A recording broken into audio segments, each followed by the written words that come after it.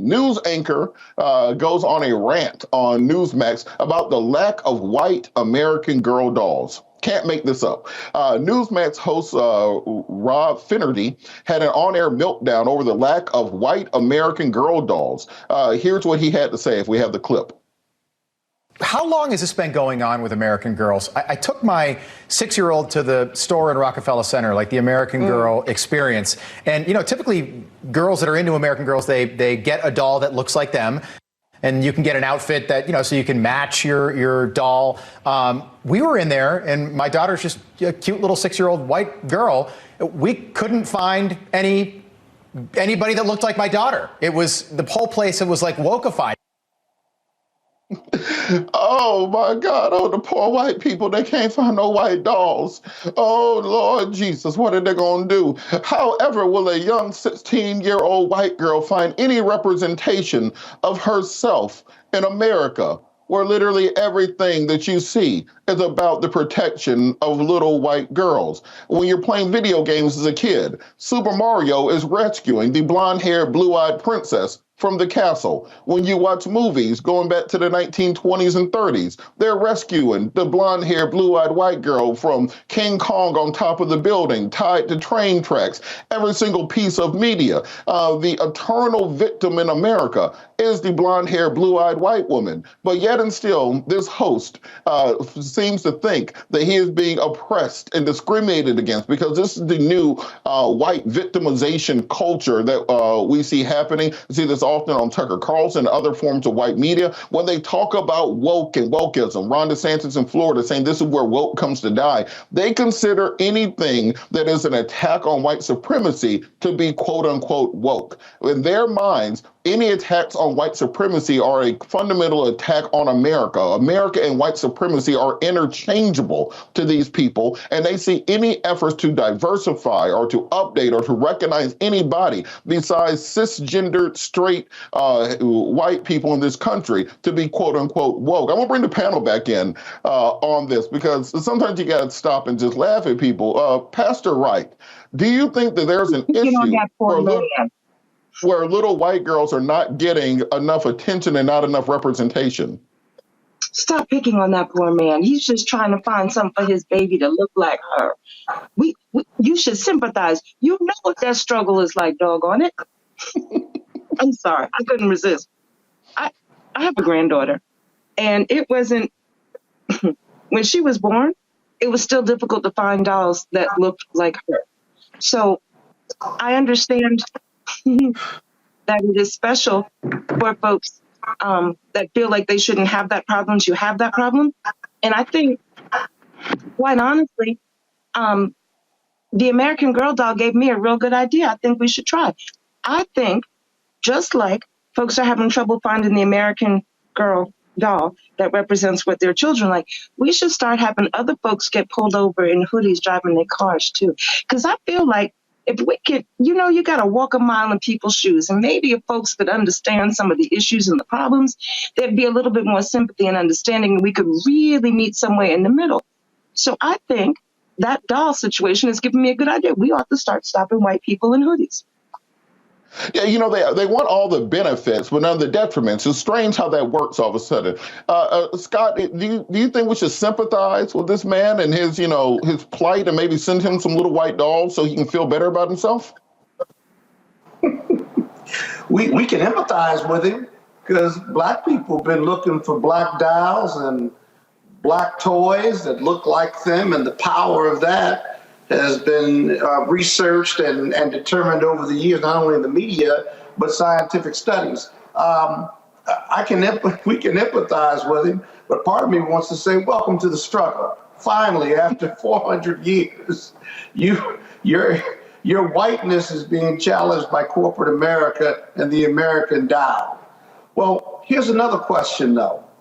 What's wrong with his daughter buying a black doll or a Chinese doll or a Thai doll, because they're all girls in America?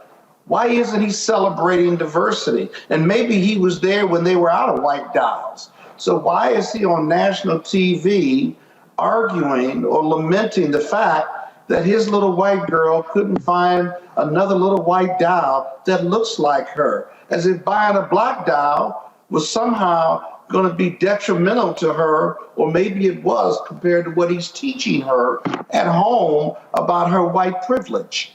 Don't know. But buy a black doll or Hispanic doll or Chinese doll. She'll be okay. She may even learn about diversity and maybe, Lord knows, find a black friend or a brown friend, and God forbid, bring her home because she's got a brown or black doll. I think it's very reasonable. He's afraid that she's going to get this little black doll and she's going to take her home. And next thing you know, little Sally's going to be, little Sally going to be in there seasoning chicken and then, all of a sudden have some rhythm doing the little Beyonce dance and everything. You can't expose children to that. Next story. Hold on, Robert. When she does that, if she buy the black doll, she's going to bring Jamal home in a couple of years, and it's going to be over. It's going to be over. We don't want the black and brown dolls to lead to Jamal coming home. Is that what we're saying? Apparently, that's his fear. God. I think that's what's going to happen. All of a sudden, you buy her an American Girl doll, then she's seasoning chicken, cooking greens, making cornbread, and Jamal at your house. That's how God forbid. That's what they fear. God forbid. And Jamal going to be looking at his wife like, "How you doing? How you doing?" Y'all mess. But it might help to. That understanding and empathy and us, finding our way to the middle a little bit more. Maybe. But it's just amazing that they spent time on that, on Newsmax, he helps as conservative as they are. I think he helps us prove this point here. This reminds each and every one of us. This should remind all of us. Listen, I ain't mad at him for wanting the doll that looks like his. It looks like his little girl.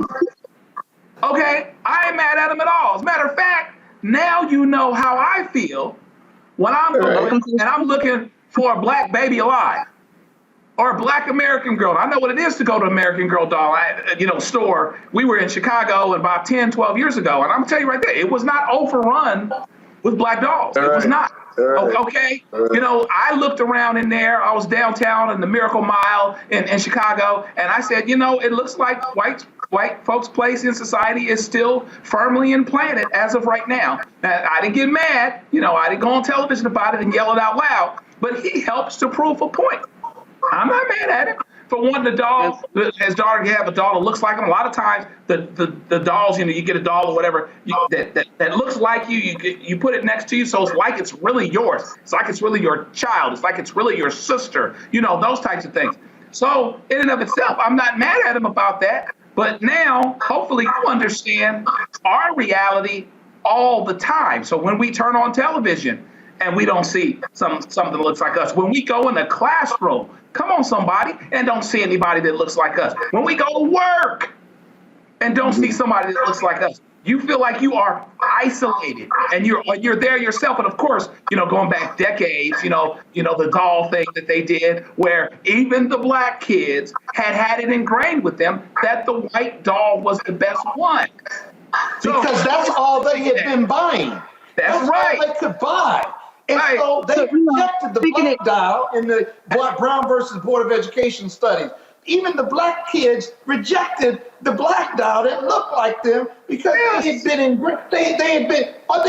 bought white dolls because that's all American manufacturers were making, right? That's exactly right. If his daughter starts buying black dolls, if she tested, she'll pick a black doll as being a symbol of beauty and my friend and what it means to be. I mean, she might accept diversity. She might start fighting for black people and black causes and for a fairer and better America. Right. Wow. It just reminds him that things are changing, right? I mean, at the end of the day, it just reminds him that things are changing. Now him and people like him can make as much money on rap artists as they possibly can. They can manage them. I remember doing deals for music artists back in the day. And they said at a certain point, a white lawyer actually has to take this over. Black artists, I had to happen. So the white can do the business or whatever else, but just make sure that your daughter doesn't bring one of them home. And so now here we are having this discussion, and there's a reminder of the fact that things are actually changing, but you can't play with fire and not get burned. So in other words, it's just the same thing I say it all the time, the same thing that make you laugh or make you cry.